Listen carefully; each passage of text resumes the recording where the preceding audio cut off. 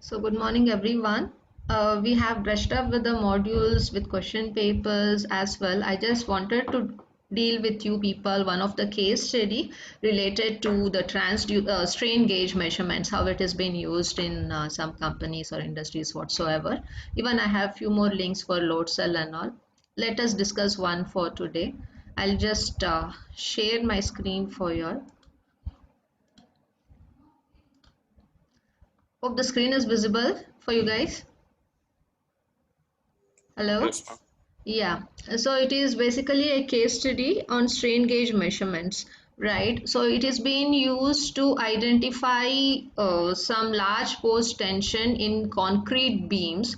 So in a project of railway support structure. So based on that, an article was published in the year 2003 from one of the professor in Ghent University with an co-authorship with Philip Van Bogart. So it was a mutual collaborative work what they have disclosed, and we have the paper published and it has been uploaded in the ResearchGate as well. Since I am a member in ResearchGate, I just gathered the things so that I can discuss with you guys. So whenever you know a paper, you have to study the papers related to ongoing technologies also with respect to your subject. So it will come to know exactly how these devices are being used outside. It could be in any project basically or in any company or industry. So you will come to know the wide area of application related to the devices what you are studying or any measuring instruments for that matter. So it could be like for force, pressure measurement, your temperature measurement, strain measurement, yeah, whatever it is.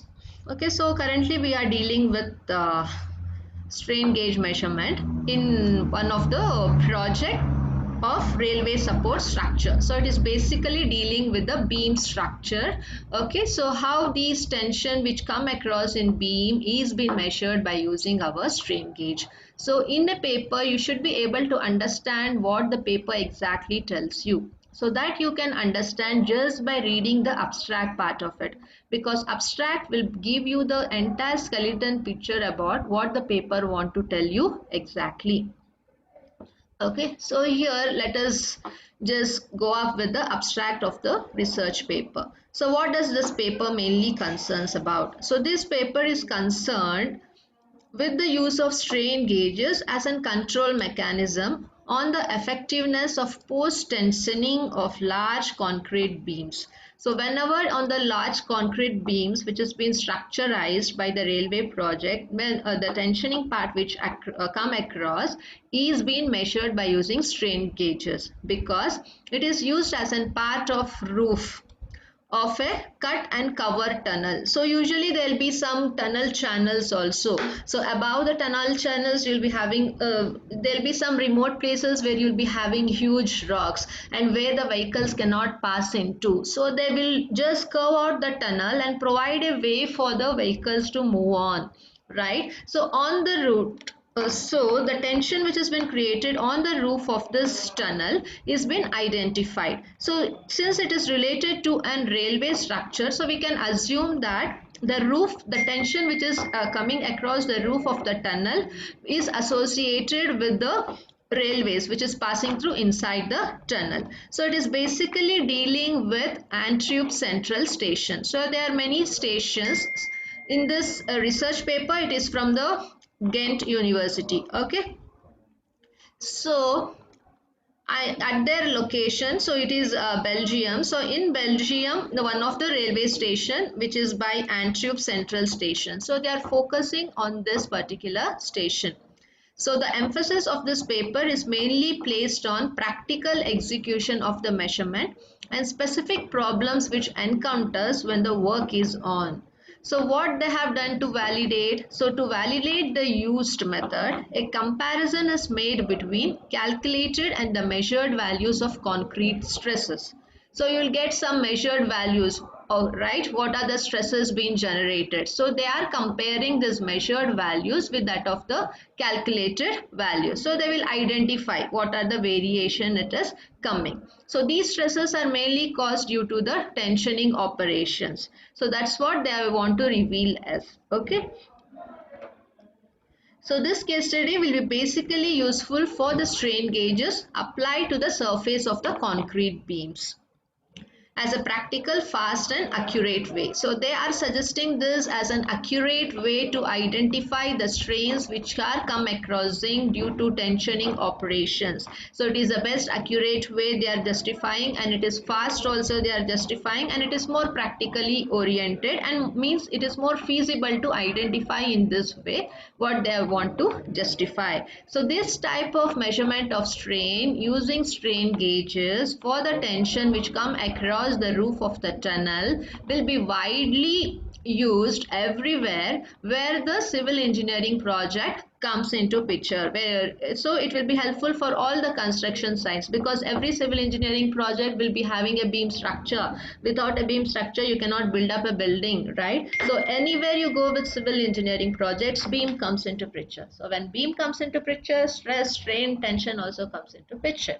So it is the best suitable way they do suggest to use the strain gauge and to identify the stress which has been generated due to the tension across the roof of the tunnels. So this is about the overview of the paper, what they want to tell us.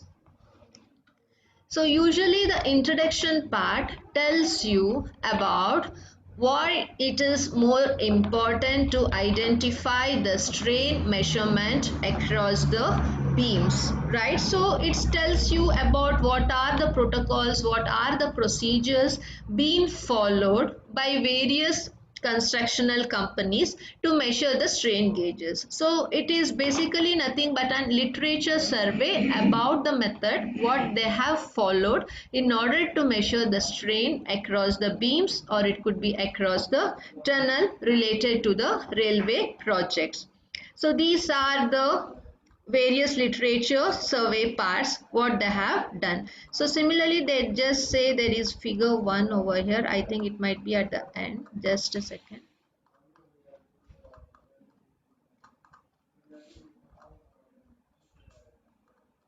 No, they haven't mentioned the figures at all. Fine, leave it. I thought they had the diagrams. Yeah, they were supposed to give the diagrams, and I don't know why it has been misplaced. Okay, so first of all, the survey related to this was done around the year 19th century, right? So now it was related to metropolis on elevated rails. So this was being authored by Brussels and Gent. Okay, so what they say is railway lines coming from Basel and Gent entered the metropolis on elevated rails. So this started when the railways were started in Belgium in 19th century. Okay, so in 1905 a new and monumental station was built. They are saying, and this monumental station building was named as Antwerp Railway Cathedral. They say it is as shown in figure, but when I downloaded I didn't get any figures. I'm sorry for that. Okay, so this is how an Antwerp railway cathedral station was originated in the year 1905. So from then onwards, the urban road traffic was no longer disrupted by trains. So since the construction of this railway station, so there were no any urban road traffic disruption caused due to trains, because all level crossings were eliminated from the city. So the crossings of the railway tracks were eliminated from the city, and hence there were no traffic at all on the urban roadways. So the necessary structures, the station itself and the iron and masonry bridges are monumental constructions. So what they have used across to construct this station, so it is based on the iron and masonry bridges. So they have used the material of iron in order to construct this bridges, because bridges should be very strong enough and it should be capable of withstanding the load of the huge trucks or the vehicles or whatever is passing through it. So the load of the bridge material what you use should be able to substantiate the maximum weight of the vehicles which can pass through it at a single time.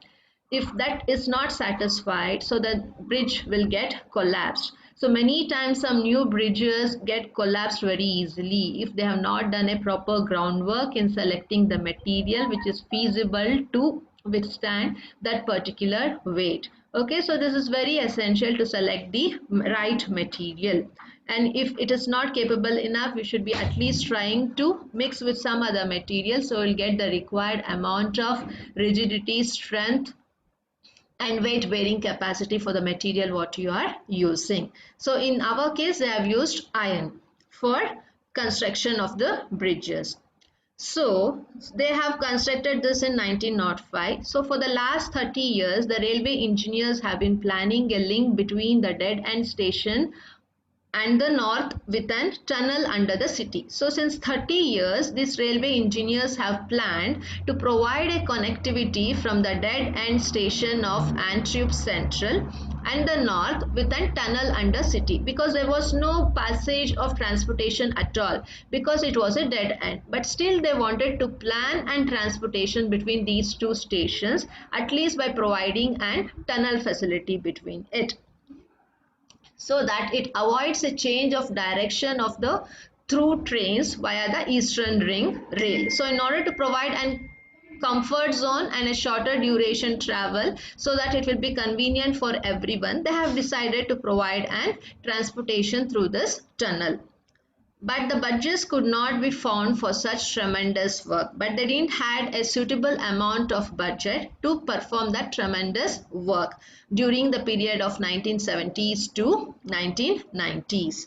But still, however, to the extension of European high-speed railway network through Belgium, now this has turned into the reality and they started constructing the work from north to south link which goes through the trains to the Netherlands, now being in progress. So now from Belgium to Netherlands, so now there is an progress of construction of the link. So that is connecting the north to that of the south link through the railway connectivity. So this execution of work began in 1998. So they had planned, they established the station in 1905. So after 1905, from they had an initialization to start this project since 1970s to 1990s. Okay, so but still there were failure of the budget, so all budgets were sanctioned by 1990s, but still they were able to start up this work only in 1998. They are foreseen to last for a period of 8 years. Okay, so the construction of north to south link can be divided into 4 zones, they say. So they bifurcated that into zone 1, zone 2, zone 3 and zone 4, and they also suggested how it will be. So the construction of southern access slope to level 1 and second between, actually this has to be explained with the diagram in the PDF. There is no diagram as such. I'm sorry, if I get, I will kindly share with this. So zone 1, they have given the specification which station it will be. Zone 2, it is under central station, and again zone 3, the construction of the two bore tunnels have to be done approximately for a meter of 1200 from the station to the north, and it has to be inclined to the level 2 as a cut and cover tunnel. So these are the required specification how 4 zones have to be. As per that, this is the given. So this is the last dead point, zone 4. So the work beyond the dam place to the north connecting to the existing line and new high speed line. So here both in the direction of the Netherlands. So these were the given zone criteria. But this paper is concerned mainly with measurements carried out within the framework of the construction between only these two stations, Barcham and the central station, because it is associated with the two bore tunnels, because they are focusing on the strain or the stress which has been induced on the roof of the tunnel. So only in those stations performance is been taken care in this paper. Okay, so this paper is concerning with some specific conditions related to these two stations. So the central station has to remain in service during the work, and 70% of the train traffic must be permanently able to reach the station, which has to dispose at least for 3 platforms at all the time. So this is one specific condition in central station where it has to provide the service during the whole day, and 70% of the train traffic must be permanently able to reach the station with respect to the given timings, and it has to dispose at least 3 platforms at all times. Every time it has to dispose for minimum 3 platforms. So that is one condition. So second condition was the tracks are flanked on each side by masonry retaining walls. So you'll be having the railway tracks which gets flanked off while the while the train moves on it, right? So these are called as centers, which are listed as monuments to be protected. So these monuments as well as the protected bridges under which the tunnel work must be carried out have to be preserved. So this tunnel through which it has been carried out across the protected bridges have to be preserved always. So this is the second criteria. And the last one is surface traffic on the major roads around the works cannot be interpreted at any cost, but road traffic can possibly be reduced to only a single lane. So there is an option for reducing the road traffic, but the surface traffic on the major roads around the work of these places cannot be interrupted at any cost. So these were the 3 conditions across the Brechem and the central stations which were put forward where the 2 tunnels are running out. So as per that, the construction was being made.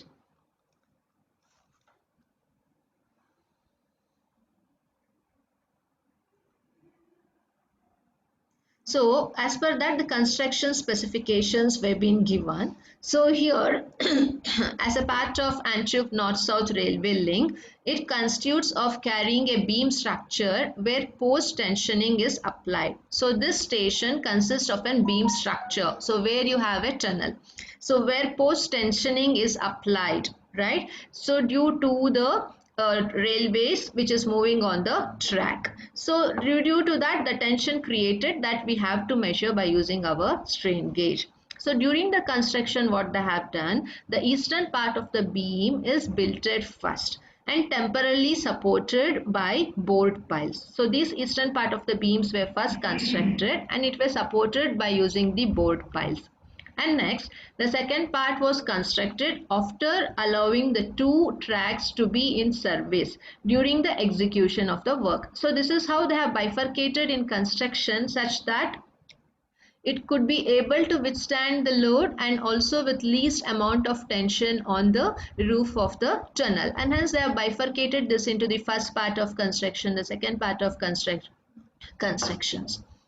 So after the tensioning operations, the beam left from the temporary support and becomes simply supported beam-like structures at both the ends on the slurry walls. So you know that every beam will be having 2 walls where it will be supported. So after these tensioning operations, the beams will be lifted from the temporary support and it becomes a simply supported with both ends across the slurry walls. Later, the latter becomes the final walls of the underground structure, extending several levels deeper. So these were, I have to share the figures to you all. Currently, I could not find. I will just share, please. Kindly bear with me. I could not get related to the material when I extracted. The later become the, oh, this is done. So these reinforced concrete walls. Okay, so later they are using the reinforced concrete walls which were made by using are made by the slurry wall method and go deep into the bloom cave. So this is basically into the civil concept. So where they mix the material, make the concrete wall and then reinforce the slurry wall so that it will be strong enough. So no need to focus much on the construction of the bridges. So they are showing the construction specifics, how these tunnels and the bridge were being constructed. So we'll move directly for the measurement of strain gauges where our subject actually lies with. So during the design stage, it was thought that many successive building phases and influence the efficiency of the post tensioning. So during the design, it was identified that many successive building phases will always influence the efficiency of the post tensioning. So the beams were furthermore rigidly connected to the walls in order to overcome this, and it resulted in causing a deformation of the walls when the cables are tensed. So whenever you know you have a beam and load is applied on it, it gets deformed if the material is not able to withstand the load applied, right? So that is called as a deformation, and it also resulted with the same. So this can be easily accounted for in the design. So if the deformation comes into picture, again it is basically directly accountable for the design what they have done. So there exists, however, a substantial ground mass behind the slurry walls, and hence a substantial groundwork will be affected because of the slurry walls, how well it is being supported. The walls what you are using for the support of the beam should be very strong enough, right? So it again depends upon the design as well as the slurry walls which are being constructed. So this partly stirred ground mass will be exavallated later, which can reduce part of the applied post tensioning. So this uniform compression by the post tensioning was not taken into the account while doing the calculation model. Every time you cannot directly go for construction of the bridges. First you have to do a mathematical modeling of it, do the simulation and run and check what is the load bearing capacity of that bridge, which material you are using, what are its physical properties, and you have to check, cross check. So when everything will be done successfully, and if it shows a proper result, then only the construction as per the design and the results of the simulation you can go forward. But in this case what they are telling is the uniform compression by the post tensioning was not taken into account at all when they have done the calculation model. So this there was a lacuna because due to some uncertainties what they have faced. So the uncertainties what they have faced is listed below. So only the lifting forces caused by the curvature of the cables were being considered, not the other remaining forces which comes into picture across the beam. And also as an extra precaution, 6 empty post tensioning ducts were placed in each cross beam. So you'll be having different cross beams along the length of the span of the beam. So they have considered only 6 empty post tensioning ducts in each cross beam, so which was in shortage basically for that huge project construction of the bridges, and this allowed an additional post tensioning operation. So since the post tensioning ducts which were placed were only 6, this resulted in adding on the post tensioning operations. Okay, so this was one more uncertainties. And lastly, they have also told it was believed that the combination of all precautions formed an easier and at least as reliable alternative for the use of replaceable post tensioning. So they have believed that the combination of all the precautions what they have taken formed an very easiest and the least way to get relied as an alternative for the use of various post tensioning precautions, so which can be replaceable also, but still to allow for quick decision making about the necessity of extra post tensioning will always need for an quickly feasible and reliable measurement data, because they have to measure quickly whenever some post tensioning data which is in lacuna which has been formed due to deformation or due to the wrong selection of the material in the slurry wall. To identify why these post tensioning are coming into picture, you need some immediate results. To get some immediate results, you should be having some quickly measuring instruments which fetches you the data of the stress, the strain or the tension at a faster rate. And hence, in order to get a quickly feasible and reliable measurement data of the tension, the stress and the strain, they have focused on the need of strain gauges devices.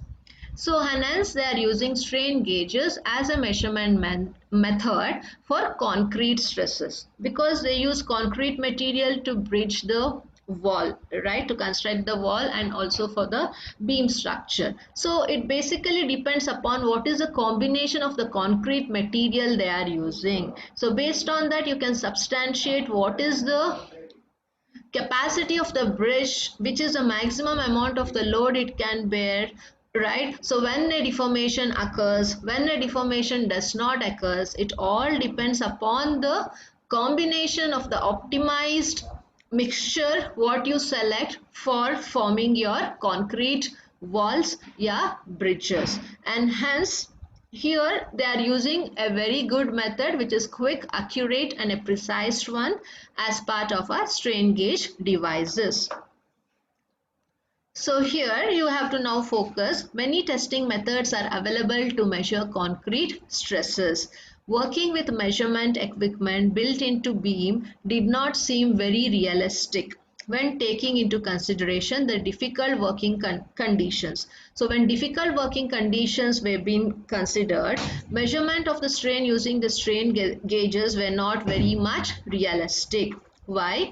All beams were constructed with an extremely dense placement of the normal reinforced bars, because you'll be using the reinforced bars also as a pillars, right? Because all beams were constructed by using normal reinforcement bars, which provided complication options, and hence the high working speed of the construction site is always necessitated with the swift measurement method.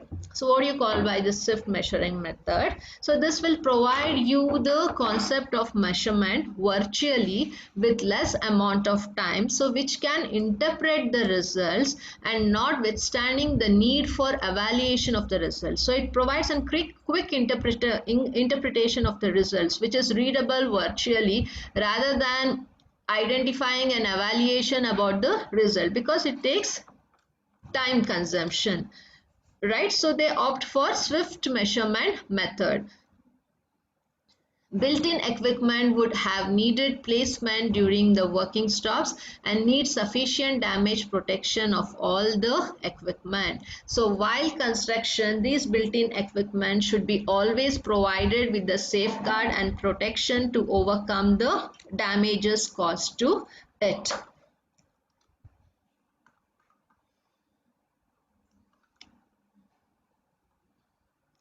So due to this impossibility to work with built-in system, a permanent monitoring system was excluded. So before they thought that they will embed along with the walls of the bridge with a permanent monitoring system which will be having the devices which can sense the stress and the strain. But since this was overruled. So then later they came into a technique called as highly sensitive measurement techniques, which were not advisable since the activity of the construction site could not be interrupted, and since nearly constant railway traffic on top of the completed part of structure was required for both, resulting in a wide variety of interference sources. Those, they say that initially they thought about swift measurement, even that was overloaded, and later they thought they will embed with permanent monitoring system based on the swift measurement, which did not work properly. Later they came across highly sensitive measuring techniques, so even that was not advisable enough because the work here cannot be interrupted, and since nearly constant railway traffics are there from different stations, this was overruled. So the civil engineer department of Ghent University had previous experience with the use of longer strain gauges, but one of the professor from the civil engineering department of Ghent University had a experience of using this long strain gauges.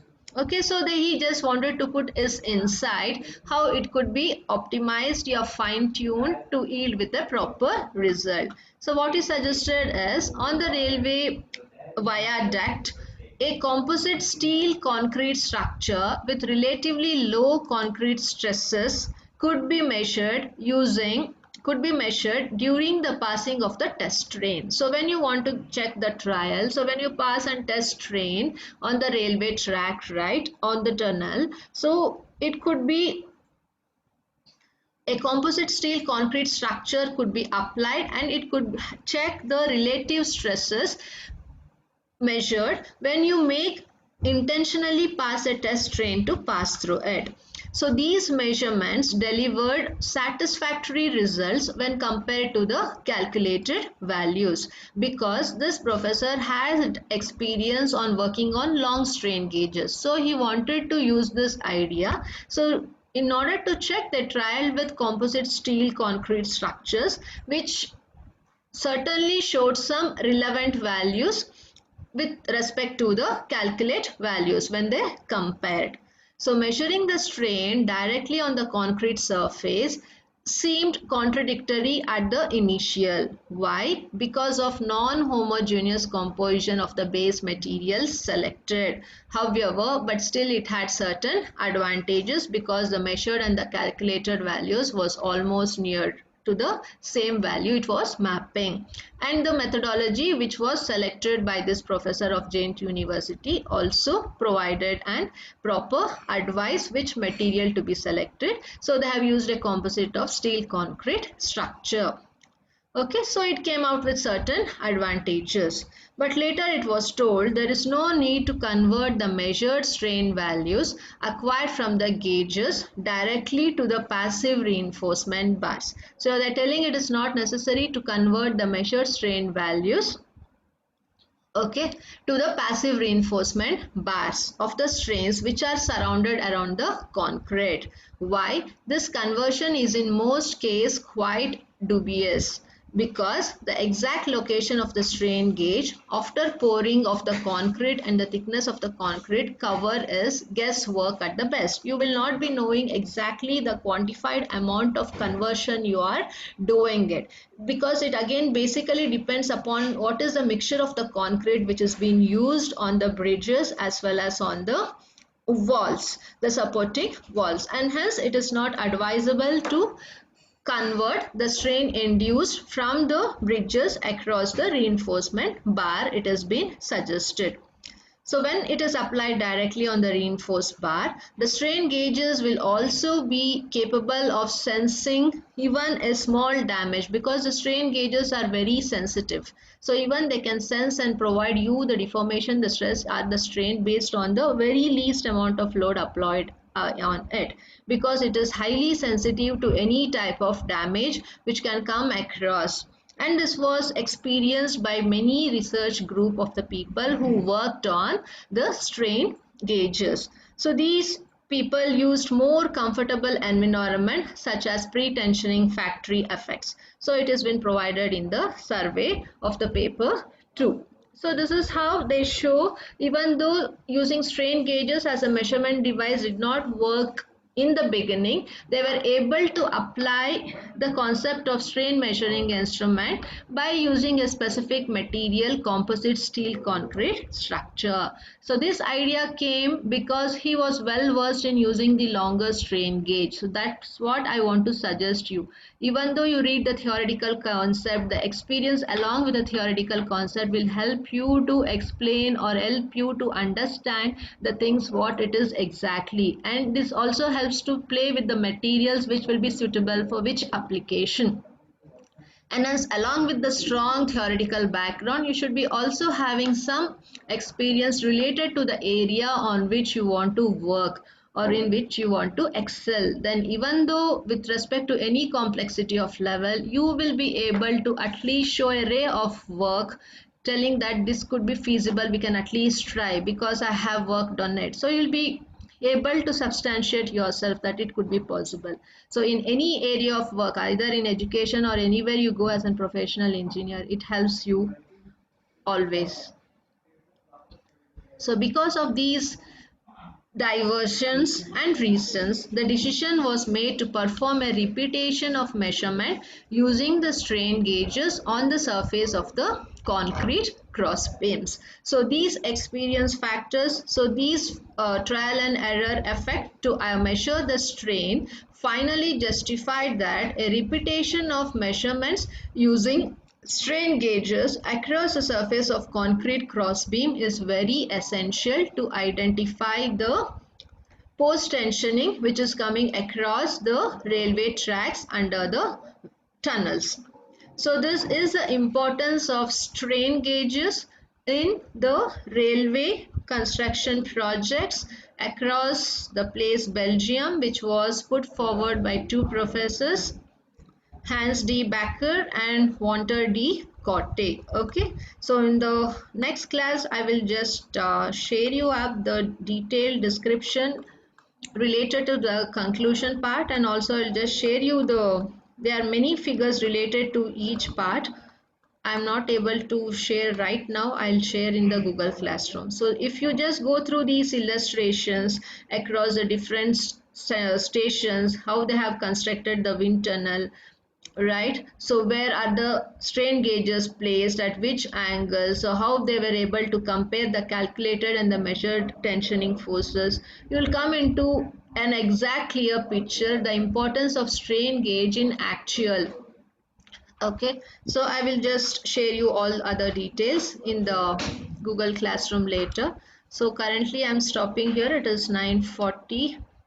If anyone have not written your name and USN, kindly add on. Any guys here from B3 batch who haven't submitted the record here? I don't find anyone other than Tarun. And one more information, there will be third internals which has been announced and it has been shared to you guys. It is not like an compulsory that you have to write the third internals. If you want to fine tune your IA marks, if you are interested to write, you are always welcome. So the portion for the test will be the last module, module 5. So I will be giving you all 5 full questions. So in that you should answer any 3. So each question will be carrying 10 marks each. So it will be for 30 as usual. And module 5. If anyone is interested in taking, so you can take it out. Timetable for the same will be announced later. So as per the timetable, you will be writing the descriptive answers, and in the similar way how you uploaded in the Google Classroom for the second IA, in the same way you need to apply for third IA also. Any doubts, you're free to ask right away. Abhishek? Tarun, are you interested in writing third IA?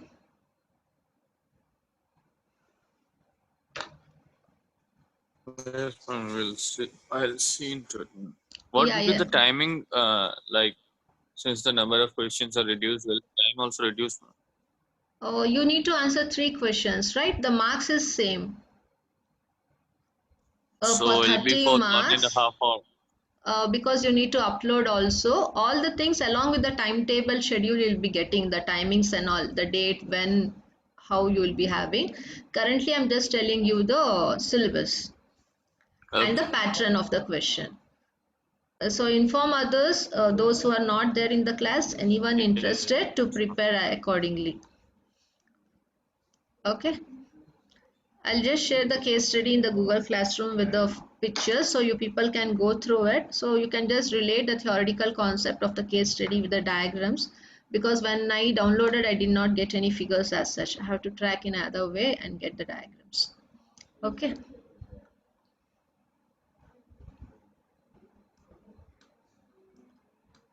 Fine then. Take care. Have a good day.